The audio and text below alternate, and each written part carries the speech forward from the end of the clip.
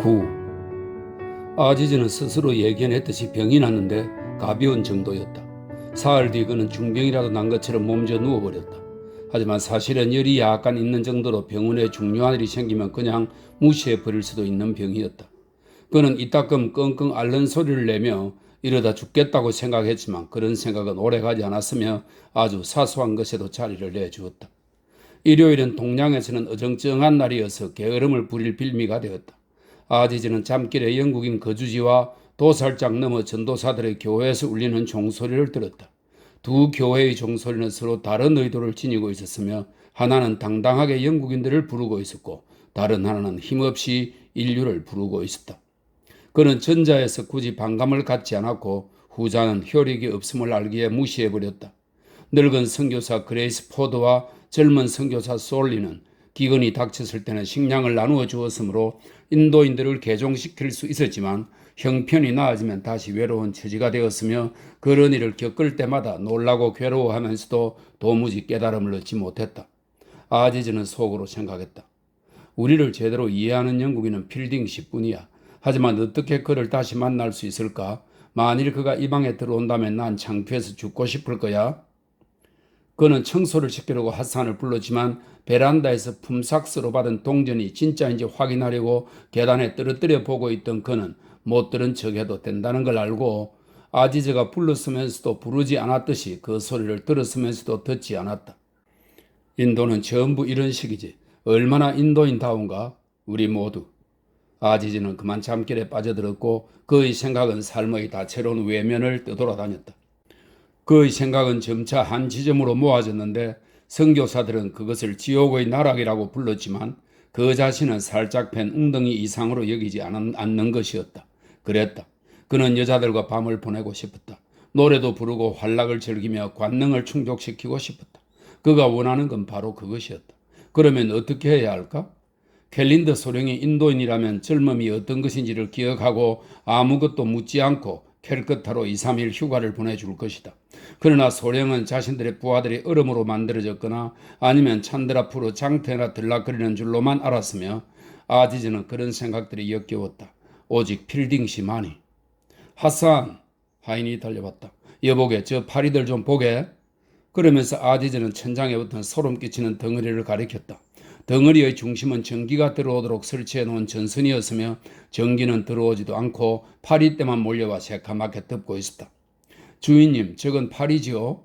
그래, 맞아, 그거야. 그런데 내가 왜 자네를 불렀겠나? 저 파리들을 쫓아버리라고요. 하산이 힘들게 생각한 끝에 대답했다. 쫓아버려 봐야 또 오는걸? 주인님, 자넨 파리에 대한 대책을 세워야 해. 그래서 내가 하인으로 두고 있는 거야. 아지즈가 부드럽게 말했다.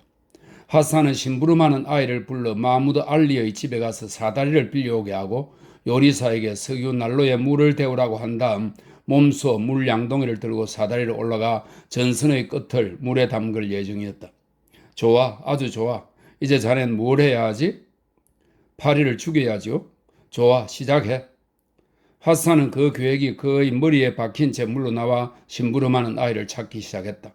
그러나 아이가 보이지 않자 걸음이 느려지면서 슬그머니 다시 베란다로 갔다.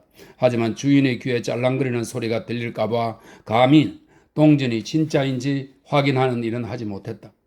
교회 종은 계속해서 울렸고 영국의 교회 지역을 거쳐 다시 돌아온 동양은 우회하는 동안 우스꽝스러운 꼴이 되어 있었다. 아지즈는 계속해서 아름다운 여인들을 생각했다. 그는 성에 대해 야수적이지는 않다 하더라도 냉철하고 솔직했다. 그는 타고난 사회적 신분 덕에 이미 오래전에 자신의 몸에 대해 알아야 할 것을 모두 배웠으며 의학을 공부하게 되면서 유럽인들이 성에 관한 사실들을 현학적이고 야단스럽게 도식화하는 것에 반발심을 느꼈다. 과학은 만사를 엉뚱한 방향에서 설명하는 것 같았다. 독일의 책자에서 과학은 자신들의 경험들을 제대로 설명하지 못했으며 그곳에 들어있다는 사실 자체로 그것들은 더 이상 그의 경험들이 아니었기 때문이다. 부모님께 가르침을 받거나 하인들에게서 얻어들은 정보가 그에게는 더 유익했고 그래서 다른 사람들에게도 그것을 알려주게 되었다. 그러나 어리석은 탈선으로 아이들에게 불명예를 초래할 수는 없었다. 만일 점잖은 인물이 못 된다는 소문이라도 퍼진다면 갤린드 소령이야 어떻게 생각하든 의사로서의 사회적인 지위도 고려해야만 했다. 아지즈는 예의범죄를 중요시했지만 그것에 도덕적인 후광을 부여하진 않았고 그 점이 영국인과의 중요한 차이였다. 그가 따르는 관습은 사회적인 것이었다. 발각되지 않으면 사회를 속여도 아무런 해가 되지 않았다. 사회는 친구나 신처럼 부정을 저지른 그 자체만으로 상처를 받는 존재가 아니었다. 그 점이 분명해지자 그는 캘커타로 가기 위해 어떤 거짓말을 꾸며댈 것인지 궁리하기 시작했고 캘커타에 있는 누구에게 캘린더 소령한테 보여줄 거짓 정보를 보내주는 일을 믿고 맡길 것인지 생각했다. 그때 마당에서 바퀴 소리가 들려왔다. 누가 문병을 온 것이리라. 위로를 받게 될 생각을 하니 열이 올라가서 그는 진짜 신음소리를 내며 이불을 뒤집었었다. 아지즈, 이 사람 걱정이 돼서 왔네.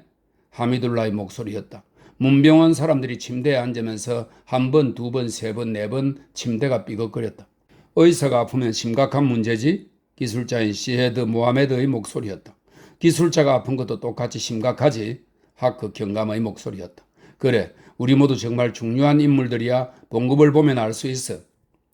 아지즈 선생님은 지난 목요일 오후에 우리 학장님과 차를 마셨어요.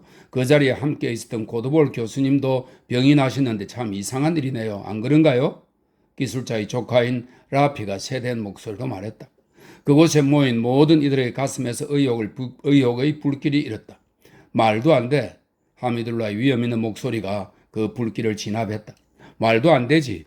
다른 사람들도 부끄러워하며 말했다. 스캔들을 일으키려다 실패한 아기에 찬 학생은 자신감을 잃고 벽을 등지고 일었었다. 고드볼 교수님이 아프다고? 그거 참 안 됐군. 아지즈가 소식을 듣고 말했다. 선홍색 이불 속에서 이지적이고 인정 많은 그의 얼굴이 나타났다. 안녕하세요, 시헤드 모하메드 씨, 하크 씨. 이렇게 문병을 와주셔서 감사합니다. 안녕하세요, 하미둘라. 그런데 나쁜 소식을 가져오셨군요. 그 훌륭하신 분께서 어떻게 되셨다고요? 라피, 대답하지 그러니? 넌 확실한 소식통이잖니? 시헤드 모하메드가 조카에게 말했다. 그래, 라피는 대단한 친구지. 찬드라 프로의 셜록 홈즈라고나 할까? 말해라, 라피. 하미둘라가 짓궂게 말했다. 잔뜩 풀이 죽은 학생은 설사라고 웅얼거렸고 그 말이 나오자마자 용기를 얻었는데 그것은 그 말이 그 입장을 유리하게 만들었기 때문이었다. 방향이 바뀌긴 했지만 다시금 사람들의 가슴에 의혹의 불길이 일었다. 설사라면 콜레라 초기 증상이라고 할 수 있지 않은가? 그렇다면 매우 심각한 일이군. 아직 3월 말도 안 됐는데 나는 왜 모르고 있었지? 아지즈가 외쳤다. 판나랄 선생님이 돌보고 있어요. 아, 그래. 두 사람 다 힌두 교인이니까 그들은 파리떼처럼 몰려다니며 모든 걸 새까맣게 뒤덮지. 라피, 이리 와서 함께 자세히 다 얘기해봐. 토하기도 하나? 예, 정말이에요, 선생님. 통증이 심하고요. 그럼 끝났군. 앞으로 24시간 안에 죽을 거야? 모두들 충격받은 얼굴이었지만 이미 고드볼 교수는 같은 종교를 지닌 사람들과 연관되면서 그들의 호감을 잃은 뒤였다. 그는 고통받는 개인으로 여겨졌을 때보다 그들의 마음을 덜 움직였다. 곧 그들은 그에게 전염병을 옮겼다는 비난을 퍼붓게 되었다. 힌두 교도가 만병의 근원이라니까? 하크 경감이 말했다. 알라하바드와 우자인에서 열린 종교 집회에 갔었던 시헤드 모하메드는 그 집회들에 대해 신랄하고 냉소적으로 설명했다. 알라하바드에서는 흐르는 물에 목욕해서 더러운 것들이 씻겨 내려갔지만 우자인에서는 작은 시프라 강을 막아놓아 수천 명의 힌두 교인들이 고인 물에 병균을 떨어뜨렸다는 것이다. 그는 뜨거운 태양, 소똥, 금잔화, 홀랑벗고 길거리를 나다니는 수행자들의 야영지에 대해 역겨워하며 이야기했다. 우자인 집회에서 가장 숭배된 인물이 누구였는지 묻자 그는 모른다고, 그런 걸 물어볼 가치조차 없다고 생각했었다고, 그런 하찮은 일에 시간을 낭비할 수는 없다고 대답했다. 그는 한참이나 분통을 터뜨렸으며 흥분하는 바람에 자신의 고향에서 쓰던 펀자브가 튀어나와서 다른 사람들은 통 알아들을 수가 없었다. 아지즈는 자신의 종교가 찬양되는 것이 좋았다. 그것은 그의 마음의 표면을 어루만져 주었고 그 속에서 아름다운 심상들이 만들어지도록 했다. 기술자의 시끄러운 장광설이 끝나자 그는 이렇게 말했다. 그게 바로 내 생각이에요. 그는 손바닥이 이불 밖으로 나오도록 손을 들었다. 그의 두 눈이 빛나고 가슴이 다정함으로 가득 차오르기 시작했다. 그는 이불에서 좀 더 나와서 갈립의 시를 암송했다. 그 시는 지금까지 있었던 일과는 아무 관련이 없었지만 그의 가슴에서 나와 다른 이들의 가슴에 호소했다. 그들은 이 시의 예상에 압도되어 해상이야말로 예술의 정수이며 시란 모름지기 듣는 이에게 자신의 나약함을 느끼게 하고 시에는 인간과 꽃의 비교가 들어가야 한다고 의견을 모았다. 누추한 침실이 고요해져 갔다. 영원한 것으로 여겨지는 시어들이 무감각한 허공을 채우는 사이 어리석은 음모, 험담, 천박한 불만은 가라앉았다. 언제나 그래왔듯이 인도는 이슬람교를 통해 하나라는 느낌이 투쟁의 구호가 아닌 차분한 확신으로 다가왔으며 그 확신은 그들이 문 밖을 내다볼 때까지 지속되었다. 시인 갈리브가 무엇을 느꼈든 그는 인도에 살았으며 그들을 위해 인도를 통합시켰다. 그는 자신의 튤립과 장미와 함께 갔지만 튤립과 장미는 소멸하지 않는다. 그가 슬프게 모든 아름다움은 슬프니까 슬프게 노래하는 동안 북쪽의 아라비아, 페르시아, 페르가나, 투르케스탄 같은 자매국들은 모든 거리와 집이 분열된 우스꽝스러운 찬드라 프로에게 손을 내밀어 인사를 보내며 그대는 하나의 대륙이며 통일체라고 말했다. 그곳에 모인 사람들 중에서 시를 이해하는 이는 하미둘라뿐이었다. 다른 이들의 정신은 열등하고 거칠었다. 그러나 그들은 기쁘게 귀 기울였으며 그건 문학이 그들의 문명에서 분리되지 않았기 때문이다. 예를 들어 하크 경감은 아지제가 시를 암송하여 스스로 체면을 떨어뜨렸다고 생각하지도 않았고 영국인처럼 갑작스러운 너틀 웃음으로 아름다움에 감염되는 것을 피하지도 않았다. 그는 마음을 비운 채 가만히 앉아 있었고 대부분 비천한 것들인 그의 생각이 다시 마음에 들어왔을 때 그것들은 신선함을 띠게 되었다. 그 시는 누구에게도 좋은 일을 하진 않았지만 지나가는 암시요 아름답고 신성한 입에서 나오는 숨결이며 인간의 두 세상 사이의 나이팅게일이었다. 크리슈나를 부르는 소리보다는 덜 분명하지만 시는 인간의 외로움, 고립감, 영영 오지 않지만 그렇다고 존재하지 않는다고도 할 수 없는 친구에 대한 갈망을 표현했다. 아지즈에게 그것은 다시금 여자들을 생각나게 했는데 이번에는 아까보다 막연하면서도 훨씬 강렬했다. 시는 그에게 어떤 때는 이런 효과를 미쳤고 어떤 때는 부분적인 갈망들을 키워주기도 했지만 어떤 결과가 따라올지 미리 알 수는 없었다. 그는 이것뿐만 아니라 인생의 다른 것들 역시 도무지 그 법칙을 알 수 없었다. 하미둘라는 힌두 교인과 이슬람 교인들, 시크 교인 2명, 파시 교인 2명, 자이나 교인 1명, 원주민 기독교인 1명이 자연스러운 감정 이상으로 서로를 좋아하기 위한 노력의 일환으로 결성한 민족주의적인 성향의 골치 아픈 명사위원회에 가는 길에 들른 것이었다. 위원회에서는 누구 한 사람이 영국인을 성토하면 만사가 잘 돌아갔지만 건설적인 일이라고는 이루어진 적이 없었고 영국인이 인도를 떠난다면 위원회 자체가 없어질 터였다. 그는 개인적으로 애정을 갖고 있고 친척관계이기도 한 아지즈가 인품과 직업을 망치지만 그것들이 없이는 아무것도 이룰 수 없는 아지즈가 정치에 관심을 기울이지 않는 것이 기뻤다. 그는 낭송이 끝난 시를 생각하듯 슬픔에 잠겨 캠브리지를 추억했다. 20년 전 그곳에서의 생활은 얼마나 행복했던가. 베니스턴 목사관에서 정치는 중요하지 않았다. 그곳에서는 놀이와 일, 절겨운 사교가 조화되어 한 나라를 대표하는 손색 없는 삶의 하부 구조를 이루었다. 하지만 이곳에서는 배후 조종과 공포뿐이다. 함께 마차를 타고 오긴 했지만 시에드 모하마드와 하크조차 신뢰할 수 없었고 학생은 정갈 같은 인물이었다. 그는 아지즈에게 몸을 숙이고 말했다. 아지즈, 이 사람. 우린 이만 가봐야겠네. 벌써 늦었어. 어서 나와야지. 자네 없이 우리의 작은 모임이 어떻게 돌아가겠나? 그 다정한 말씀 잊지 않을게요. 아지즈가 대답했다. 나도 같은 마음이에요. 기술자가 대답했다. 고맙습니다. 시헤드 모하메드 씨. 그러지요? 나도요. 저도요, 선생님. 각자 자신이 지닌 선의만큼 마음이 움직여서 한 사람씩 외쳤다. 작고 무력하면서도 꺼지지 않는 불꽃들. 손님들은 그대로 눌러앉아 핫산이 시장에서 사온 사탕수수를 씹었고 아지즈는 향신료를 넣은 우유를 마셨다. 밖에서 마차 소리가 들렸다. 닥터 판나라리, 진절이 나는 람찬드가 끄는 마차를 타고 도착한 것이다. 그곳은 다시 병실 분위기가 되었고 환자는 이불 속으로 들어갔다. 여러분 실례하겠습니다. 켈린드 소령님 명령을 받고 병문안을 왔습니다. 호기심에 이끌려 찾아온 이슬람 광신자들의 소굴에서 겁을 먹은 판나라리 말했다. 여기 누워있어요. 하미둘라가 엎어져 누워있는 형체를 가리키며 말했다. 아지즈 선생 병문안 왔어요? 아지즈는 체온계 쪽으로 표정 없는 얼굴을 내밀었다. 손을 줘봐요. 판나라알은 아지즈의 손을 잡고 천장의 파리들을 바라보고 있더니 이윽고 말했다. 열이 좀 있군요. 심하진 않은 것 같네요. 말썽을 일으키고 싶어하는 람찬드가 말했다. 좀 있어요. 누워서 쉬어야 해요. 판나랄은 그렇게 말하고 아지즈의 체온을 숨기기 위해 체온계를 흔들었다.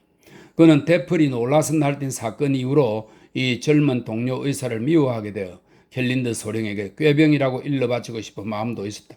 그러나 자신도 머지않아 하루쯤 쉬고 싶을 수도 있었거니와 원주민들에 대해서는 늘 나쁜 쪽으로만 믿는 켈린드 소령이었지만 그들이 서로에 대해 전하는 이야기는 절대로 믿지 않았다. 그러니 동정이 더 안전한 길인 듯 했다. 배는 어때요? 머리는? 그는 빈 컵을 보고 우유 식이요법을 권했다. 이제야 마음이 놓입니다. 이렇게 와주시다니 참으로 친절하십니다. 의사 선생님. 하미둘라가 좀 아부를 섞어서 말했다. 당연히 해야 할 일이죠. 선생님께서 얼마나 바쁘신지 잘 알고 있습니다. 예, 그건 사실입니다. 시내에 병도 도는데 말입니다. 판나랄은 이 말에 함정이 들어있다는 의심이 들었다. 병이 돈다고 인정하거나 그렇지 않다고 하거나 그의 대답은 그에게 불리하게 이용될 수 있었다. 병은 늘 있지요. 저는 항상 바쁘고요. 의사는 원래 그렇지요. 그의 대답이었다. 사실 선생님께서는 지체할 시간이 없습니다. 지금 바로 공립대학으로 가보셔야 하거든요. 람찬드가 나섰다. 혹시 고도볼 교수님을 돌보러 가시는지요? 판나랄은 전문가의 표정으로 침묵을 지켰다. 그분의 설사가 차도가 있기를 바랍니다. 차도는 있지만 설사는 아닙니다. 그분 때문에 걱정이 되네요. 그분은 아지즈와 절친한 사이거든요. 그런데 두 분의 병명이 뭔지 말씀해 주시면 고맙겠습니다만. 진중하게 뜸을 들인 다음 판나랄이 대답했다. 치질입니다. 이보게 라피, 그걸 콜레라라니? 아지즈가 참지 못하고 야유했다. 콜레라라니 말도 안 돼. 도대체 누가 내 환자들에 대해 그런 터무니없는 소문을 퍼뜨리고 다니는 거야? 판나랄이 법석을 떨며 외쳤다. 하미둘라가 범인을 가리켰다. 콜레라니, 선페스트니 별의별 거짓말이 다 들리죠? 도대체 그런 거짓말들이 언제나 없어질는지 도시의 유언비어가 들끓으니 그런 거짓말들을 지어낸 자들을 색출해서 벌을 주어야 해요. 라피, 들었나? 도대체 왜 그런 거짓말을 꾸며댄 건가? 라피는 자신도 친구에게 들었다면서 정부가 잘못된 영문법을 그대로 쓰도록 강요해서 말의 의미가 잘못 전달되어 학생들이 실수를 저지르게 되는 경우가 왕왕 있노라고 웅얼거렸다. 그렇다고 의사를 비난해서는 안 되지. 람찬드가 말했다. 맞습니다. 맞아요. 하미둘라가 불쾌한 상황을 피하고 싶어서 맞장구를 쳤다. 싸움은 삽시간에 걷잡을 수 없이 번지는 법이니까. 시에드 모하메드와 하크는 골이 나서 당장이라도 떼들 기세였다. 라피, 정중하게 사과하게. 자네 삼촌도 그걸 원하시는 것 같네. 자네는 경거망동으로 이분의 기분을 상하게 한 것에 대해 아직 사과의 말을 하지 않았네. 아직 어려서 그렇지요. 하미둘라의 말에 기분이 풀린 판나랄이 말했다. 어려도 배울 건 배워야지요. 람찬드였다. 그러는 당신 아들은 제일 낮은 학년도 통과를 못한 걸로 하는데요. 시에드 모하마드가 불쑥 말했다. 그래요? 뭐 그럴지도 모르죠. 그 아이는 프로스페리티 인쇄소에 친척이 없으나 하세요? 게다가 당신은 법정에서는 더는 그들을 변호할 수 없게 되죠. 두 사람의 목소리가 높아졌다. 그들은 모호한 암시로 서로를 공격하며 어리석은 말다툼을 벌였다. 하미둘라와 판나랄이 두 사람을 말리려고 애썼다. 그런 소란 속에서 누군가가 말했다. 잠깐만요. 도대체 아픈 거예요? 안 아픈 거예요? 필딩이 아무도 모르는 사이에 들어와 있었다. 모두들 자리에서 일어섰고 하산은 영국인에 대한 예의를 표하느라 사탕수수로 파리떼가 모여있는 전선을 쳤다. 아지즈가 냉담하게 앉으라고 권했다. 그의 방이나 모여있는 사람들이나 꼴이 말이 아니었다. 잉크로 얼룩진 바닥에는 사탕수수와 땅콩 부스러기가 널려있고 지저분한 벽에는 그림이 삐딱하게 걸려있으며 천장에 선풍기도 없는 방에서 더럽고 추한 말들이 오가고 있었다. 아지즈는 이런 꼴로 이런 삼류 인간들과 어울려 살고 싶은 마음은 없었다. 그는 마음의 갈피를 잡지 못하며 지금까지 자신이 비웃음과 놀림을 당하도록 방치한 하찮은 라피 생각만 했다. 그를 기분 좋게 보내지 않으면 이번 손님 접대가 실패로 돌아갈 것만 같았다. 필딩 씨께서 친히 우리의 친구 집을 찾아주시다니 참으로 감사합니다. 저희는 크나큰 친절에 감동받았습니다. 하크 경감이 말했다. 그런 식으로 말하지 마세요. 저분은 그런 걸 좋아하지 않으니까. 의자를 3개나 권할 것도 없어요. 세 사람이 아니니까. 라피, 이리 오게. 다시 앉아보게. 자네가 하미둘라 씨와 함께 와줘서 기쁘네. 자네가 와준 덕에 병이 빨리 나을 것 같네. 아지즈였다. 제 실수를 용서해 주세요. 라피가 자신의 입지를 강화하기 위해 말했다. 그런데 아지즈, 아픈 거예요? 아니에요? 필딩이 다시 물었다. 보나마나 캘린더 소령께서 제가 꾀병을 부린다고 하셨겠죠? 그런 거예요? 모두들 정답고 유쾌한 웃음을 터뜨렸다. 그들은 최고의 영국인이야. 너무도 친절해. 라고 생각했다. 닥터 판나랄에게 물어보세요. 혹시 내가 찾아와서 피곤하게 한 건 아닌가요? 그럴 리가요. 저희 좁은 방에는 벌써 6명이 있었는걸요. 격식을 갖추지 못해 죄송합니다만 편안히 앉아 계세요. 아지즈는 그렇게 말한 뒤 라피에게 고개를 돌렸다. 라피는 학장이 들어오자 그를 모함하는 말을 퍼뜨리려고 했던 일이 기억나서 겁에 질려 어서 자리를 피하고 싶어 했다. 아지즈는 아프기도 하고 안 아프기도 하지요. 사실 우리들 대부분이 그렇지 않은가요? 하미둘라가 담배를 권하며 말했다. 필딩도 동의했다. 그는 유쾌하고 섬세한 변호사 하미둘라와 마음이 잘 맞았다. 그들은 꽤 친했고 서로를 신뢰하기 시작했다. 온 세상이 죽어가고 있는 것처럼 보이면서도 죽지 않고 있으니 자비로운 신의 섭리를 믿을 수밖에요. 옳은 말씀이에요. 옳아요. 하크 경감이 종교를 찬양하는 말이라고 생각하고 받았다. 필딩 씨께서도 옳다고 생각하세요? 뭐가요? 세상은 죽어가고 있지 않아요. 그건 확실해요. 아니요. 신의 섭리 말이에요. 난 신의 섭리를 믿지 않아요. 그럼 어떻게 신을 믿을 수가 있죠? 시에드 무하마드가 물었다. 난 신을 안 믿어요. 인도인들 사이에서 내가 뭐랬어 하는 식의 작은 동료가 일었고 분개한 아지즈가 필딩을 올려보았다. 요즘 대부분의 영국인들이 무신론자라는 얘기가 맞나요? 하미둘라가 물었다. 생각이 깊은 식자층을 말하는 건가요? 그렇다고 할 수 있죠. 그들은 무신론자라는 명칭을 좋아하지 않지만 말이에요. 사실 서양에서는 이제 신을 믿느냐 믿지 않느냐의 문제에 대해 크게 신경 쓰지 않아요. 50년 전, 아니 우리가 젊었을 때만 해도 그 문제로 법석을 떨어댔지만 말이에요. 그럼 도덕성도 떨어지는 게 아닌가요? 그야 보기 나름이지만 그래요. 도덕성도 떨어진다고 봐야겠죠? 이런 질문들에서 실례인 줄 압니다만 그렇다면 영국이 인도를 지배하고 있는 것은 어떻게 정당화될 수 있죠? 또 시작이다. 정치 얘기. 그건 내가 대답할 수 없는 질문이군요. 나는 개인적으로 일자리가 필요해서 여기 온 거지요. 영국이 왜 여기에 있는지, 여기에 꼭 있어야 하는지에 대해서는 말할 수가 없어요. 나로선 알 수 없으니까요. 훌륭한 자격을 갖춘 인도인들도 교육 분야에서 일자리를 얻고 싶어 합니다. 그렇겠죠. 하지만 내가 먼저 잡았어요. 필딩이 미소 지으며 말했다. 그럼 또 신뢰되는 질문을 하겠는데 인도인도 할 수 있는 일을 영국인이 잡고 있는 것은 공정한 일인가요? 물론 개인적인 감정에 있어서 하는 말은 아닙니다. 개인적으로 우리는 당신이 이곳에 계시는 것을 기쁘게 여기며 이런 솔직한 대화를 통해 많은 걸 얻고 있으니까요. 이런 식의 대화에서는 영국이 인도를 지배하는 것은 인도를 위해서이다 라는 대답밖에 없지만 필딩은 그렇게 말하고 싶지 않았다. 정직에 대한 열정에 사로잡혀 있었기 때문이다. 나도 이 자리에 있는 게 기뻐요. 그건 내 대답이고 유일한 변명거리죠.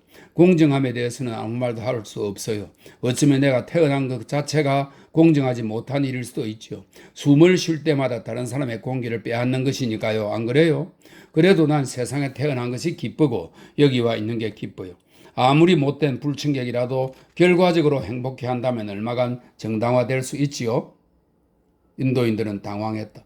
그런 식의 사고는 낯설지 않았지만 표현이 너무도 분명하고 삭막했다. 그들은 정의와 도덕성에 대한 찬사가 없는 말을 들으면 귀가 상처를 입고 정신이 마비되었다. 그들이 하는 말과 진짜 감정은 애정의 경우를 제외하면 거의 일치하는 법이 없었다. 그들에게는 수많은 정신적 관습들이 존재했고 그런 관습들이 무시되면 몹시 당황스러웠다. 그래도 하미둘라가 제일 잘 버텨냈다. 그렇다면 인도에 있는 게 기쁘지 않은 영국인들, 그들에겐 변명거리조차 없는 건가요? 그가 물었다. 그럼요. 그들을 쫓아내요.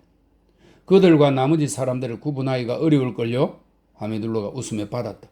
어려운 것도 어려운 거지만 그런 일이기도 하지요. 인도인은 쫓아내는 걸 올바른 일로 여기지 않아요. 그것이 인도와 다른 나라들의 차이지요. 우리 인도인들은 너무도 정신적이에요.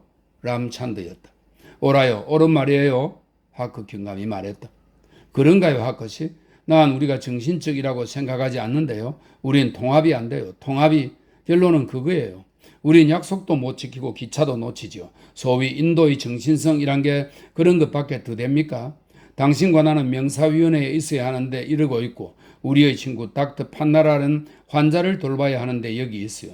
우린 이런 식으로 살아왔고 종말의 시간이 올 때까지 이렇게 살 거예요. 아직 종말의 시간은 아니에요. 이제 겨우 10시 반인걸요. 하하. 다시금 자신감을 찾은 판나라를 외쳤다. 여러분, 제가 한 말씀 드리자면 참으로 흥미로운 대화였고 우선 우리 자식들에게 자신의 경험과 판단력에서 우러난 값진 교훈을 주시는 필딩 학장님께 감사의 뜻을 전하고 라알 선생님, 왜 그러세요 아지즈 선생? 제 다리를 깔고 앉으셨어요? 미안하지만 누가 보면 선생의 다리가 나를 찬다고 하겠군요. 자자, 어찌되었든 우리 때문에 환자가 피곤하겠어요. 빌딩의 말에 4명의 이슬람 교인과 2명의 힌두 교인, 1명의 영국인이 줄지어 나갔다. 그들은 베란다에 서서 그늘을 찾아 여기저기 흩어져 있던 탈 것들이 대령하기를 기다렸다. 아지즈는 당신을 무척 존경한답니다. 몸이 아파서 말을 안 한 것뿐이지요. 잘 알겠습니다. 이번 방문에 대해 좀 실망한 필딩이 대답했다. 클럽에서는 필딩이 또 체면을 깎는 짓을 한다고 비난할 것이다. 설상가상으로 타고 갈 말까지 나타나지 않았다. 첫 만남에서 아지즈가 무척 마음에 들었던 그는 둘의 관계에 발전이 있기를 바랐다. 10. 지난 1시간 사이에 더위가 성큼 다가와 아지즈의 집에서 결론 없는 대화가 진행되는 동안 대재앙이 모든 인간을 쓸어낸 듯 거리는 텅 비어 있었다.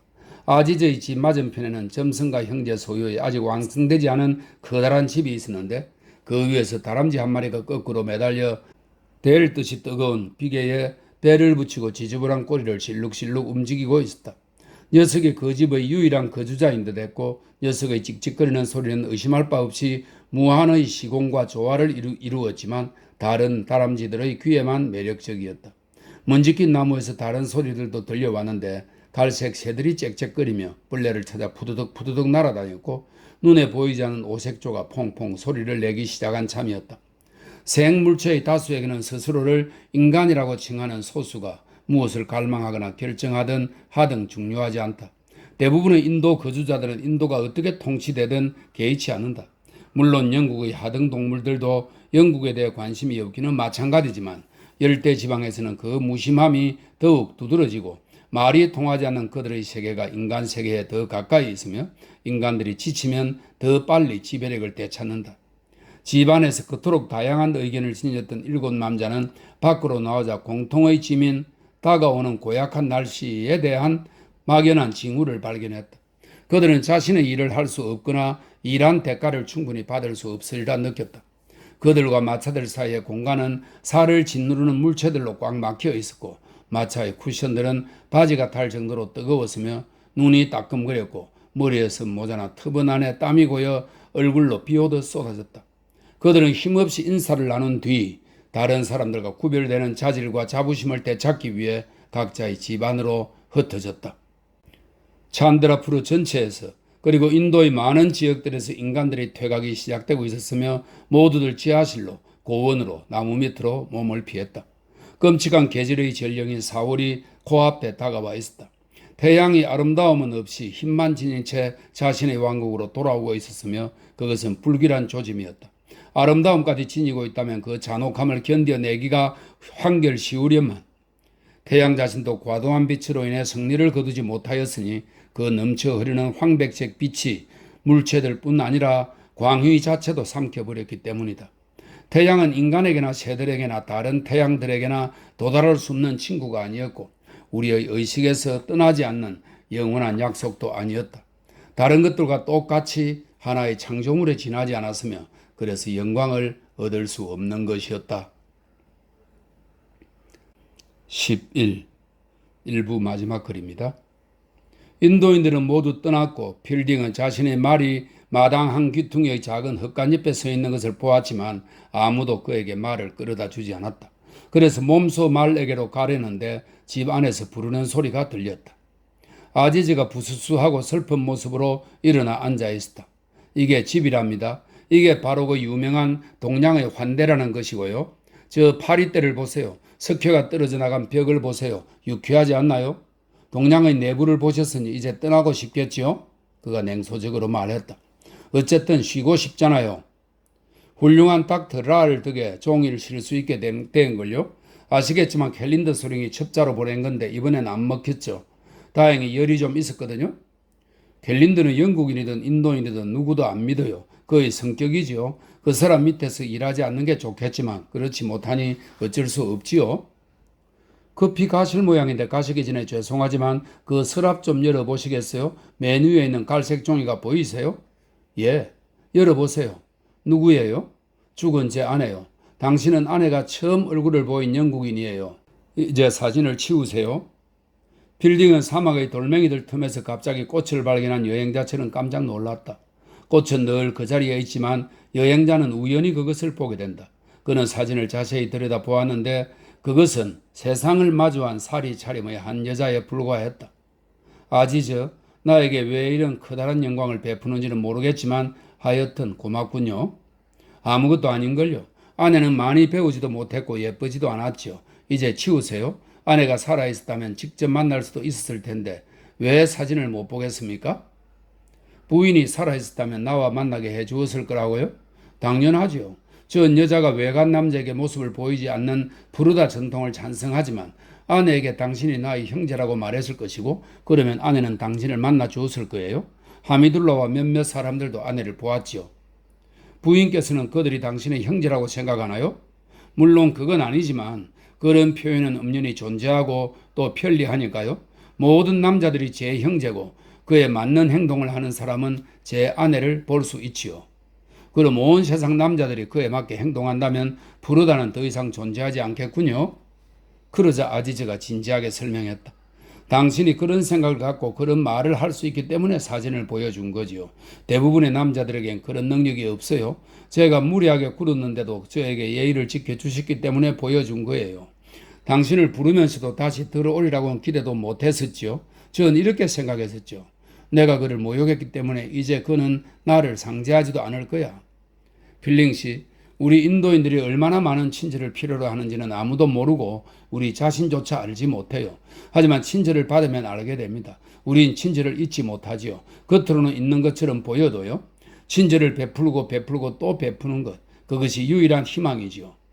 그의 목소리는 꿈속에서 나오는 듯 했다. 그는 목소리를 바꾸었지만 그것은 여전히 정상적인 자리보다 더 깊숙한 곳에서 나왔다. 우리 인도인들은 우리가 느끼는 것 위에만 인도를 세울 수 있어요. 개혁이니 무알람을 위한 조정위원회니 종이탑을 낮게 만들 것인가 아니면 다른 길로 갈 것인가 옥신각신하는 것이니 명사위원회니 영국인들이 공식적인 파티에서 우리의 피부색을 비웃는 것이니 그런 게 다 무슨 소용이에요? 시작부터 잘못하고 있는 거지요. 안 그래요? 나는 그걸 아는데 정부와 단체들은 그렇지가 못하죠. 그러면서 필딩은 다시 사진을 보았다. 사진 속의 여인은 남편과 자신의 소망을 안고 세상을 바라보았으나 그녀의 눈에 비친 모순투성이의 세상은 당혹스럽게 짝이 없었다. 사진을 치우세요. 중요한 존재도 아니고 이미 죽은 사람이니까요. 제가 아내의 사진을 보여드린 건 달리 보여드릴 것이 없어서예요. 지금 제 집을 다 둘러보고 뒤져보셔도 돼요. 전 은밀하게 숨겨둔 것도 없고 새 아이들도 외할머니 집에서 살고 있지요. 빌딩은 아지즈가 자신에게 보여준 신뢰에 기분이 좋으면서도 서글픈 심정으로 침대 옆에 앉았다. 그는 늙은 기분이 들었다. 그는 자신도 감정의 파도에 휩쓸릴 수 있으면 좋겠다고 생각했다. 다음에 만나면 아지즈는 신중하고 삼가는 태도를 보일 것이다. 그는 그것을 알았으며 그 사실이 슬펐다. 친절을 베풀고 또 베풀라. 얼마든지 그럴 수 있었다. 하지만 이 기이한 나라가 요구하는 것이 진정 그뿐일까? 가끔 피해 취하는 것도 원하는 게 아닐까? 도대체 내가 뭘 해주었기에 아지즈는 나를 이토록 신뢰하는 것이며 그 대가로 나는 무엇을 주어야 할까? 그는 자신의 삶을 돌아보았다. 비밀이라고 할 만한 것들이 거의 없었다. 누구에게도 보여주지 않은 것들이 있긴 했지만 너무나 흥미없는 것들이었고 부르다를 걷는 것과는 비교할 수도 없었다. 한때 사랑에 빠져 약혼까지 했었지만 여자 쪽에서 약혼을 깼으며 그로 인한 상처 때문에 한동안 여자를 멀리하다가 방탕에 빠졌고 그러다 참회하고 안정을 찾았다. 그것을 제외하면 모든 게 변변찮은 이야기뿐이었고 아지즈는 모든 게 선반 위에 차갑게 정리되었다고 표현하며 듣고 싶어하지 않을 터였다. 이 친구와는 진정으로 가까워질 수가 없겠어. 다른 누구와도. 그것은 당연한 결론이었다. 사실 그는 그것에 대해 개의치 않았으며 그저 사람들을 돕고 상대가 거부하지 않는 한 좋아하고 거부하면 조용히 떠나주는 그런 삶에 만족했다. 경험은 우리의 삶에 중요한 영향을 미칠 수 있으며 필딩이 영국과 유럽에서 배운 모든 것들은 그에게 보탬이 되고 그가 명석해지도록 도왔지만 그 명석함이 다른 것을 경험하는 데 장애가 되었다. 지난 목요일에 만난 두 숙녀들은 마음에 들었나요? 필딩이 물었다. 아지즈는 반감을 드러내며 고개를 저었다. 그 질문이 마라바르 동굴에 대한 자신의 경솔한 약속을 상기시켰던 것이다. 대체적으로 영국 여자들은 어때요? 하미둘라는 영국에 있을 때 영국 여자들을 좋아했죠? 여기선 우리는 그들을 쳐다보지도 않아요. 아니에요. 너무 조심스러워서 그런 거지요. 다른 이야기는 하죠. 하미둘라가 옳아요. 영국에 사는 영국 여자들이 훨씬 착하지요. 여기서는 무언가 맞지 않는 것이 있는 모양이에요. 다시 침묵이 흐른 뒤 아지즈가 물었다. 왜 결혼을 안 하셨어요? 필딩은 아지즈가 물어준 것이 기뻤다. 그럭저럭 견딜만 했어요. 그렇잖아도 언젠가 나에 대한 이야기를 해줄 생각이었어요. 그 이야기를 재밌게 할 수 있게 되면 말이에요. 사실은 내가 좋아했던 여자가 결혼을 거부했지요. 하지만 그건 이미 15년 전 이야기고 지금은 아무 의미가 없어요. 하지만 자식이 없잖아요. 없지요? 실례되는 질문이지만 혹시 사생아라도 두지 않으셨는지요? 아니요. 그럼 자식이 있다고 했겠죠? 그럼 완전히 대가 끊기는 거군요? 그렇겠죠. 아지즈는 고개를 저었다. 동양인들은 그런 일에 초연한 것을 절대로 이해하지 못하지요. 난 아이들을 좋아하지 않아요. 좋아하고 말고의 문제가 아니죠. 아지즈가 조바심을 내며 말했다. 난 자식이 없어서 쓸쓸한 것도 없고 일반적인 통념처럼 자식이 임종을 지키며 울어주거나 추모해주기를 바라지도 않아요. 자식보다는 사상을 남기고 싶지요. 자식은 다른 사람들이 얼마든지 낳을 수 있으니까요. 영국은 인구가 넘쳐서 인도로 일자리를 구하러 나오는 형편이기 때문에 꼭 자식을 낳아야 한다는 의무감도 없어요. 퀘스티드 양과 결혼하지 그러세요? 세상에, 그녀는 학자처럼 구는 사람이에요. 학자처럼 굴어요? 제발 설명 좀 해주세요. 나쁜 말인가요? 물론 그녀에 대해 잘 모르긴 하지만 내 눈에는 한심한 서구 교육의 산물로 보였어요. 그녀는 나를 우울하게 했지요. 학자처럼 굴다니요, 필딩 씨. 그게 어떤 건데요? 마치 강의라도 듣는 것처럼 인도와 삶을 이해하기 위해 열심히 노력하잖아요. 가끔 필기까지 하고. 제가 보기엔 친절하고 진지한 것 같은데요. 그럴지도 모르지요. 필딩은 자신의 거친 말투가 부끄러워졌다. 그는 결혼에 대한 말만 나오면 호전적인 기세로 지나치게 독신의 편을 들게 되었다. 어쨌거나 그녀와는 결혼하고 싶어도 그럴 수가 없어요. 이제 치안 판사와 약혼한 사이니까요. 그래요? 정말 잘 됐군요. 아지즈는 마라바라 동굴에 가지 않아도 되겠다는 안도감에 탄성을 내질렀다. 이곳에 정식으로 거주하는 영국인들은 원주민의 초대를 받아들이지 않으니까. 노모의 공이지요. 사랑하는 아들이 자기 마음대로 배우자를 고를까봐 일부러 퀘스트 양을 데려와서 묶어준 거예요. 무어 부인께서는 저에게 그런 계획에 대해서는 말씀이 없으셨는데요. 어쩌면 내가 잘못 알고 있는 건지도 모르죠. 난 클럽에서 떠도는 소문들은 잘 모르니까. 어쨌든 그들이 약혼한 건 분명해요. 그래요. 나의 가련한 친구, 당신은 클럽 사람들과 어울리지 않지요? 아지즈는 미소 지으며 말을 이었다. 퀘스트디 양은 필딩 씨와 맺을 수 없다. 하기야 그녀는 미인도 아니죠. 사실 가슴도 너무 빈약하고요.